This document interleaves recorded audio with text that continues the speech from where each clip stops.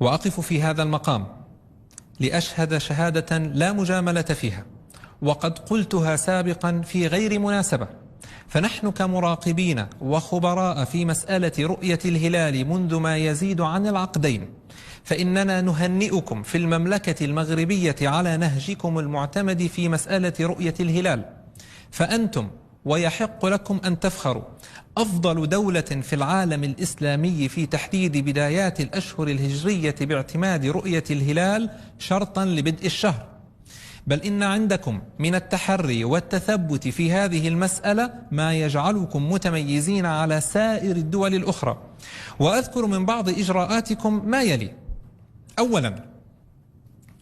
المملكة المغربية هي الدولة العربية وربما الإسلامية الوحيدة التي تتحرى جميع، وأشدد على كلمة جميع،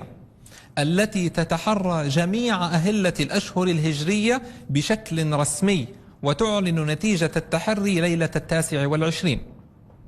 ثانيا، إن عملية تحري الهلال في المملكة المغربية تعطى أهمية حقيقية، فيتم تحري الهلال من قبل فرق رسمية من أكثر من 200 موقع، وتشارك القوات المسلحة في عملية التحري هذه. في الواقع إن هذا الاهتمام الكبير في هذه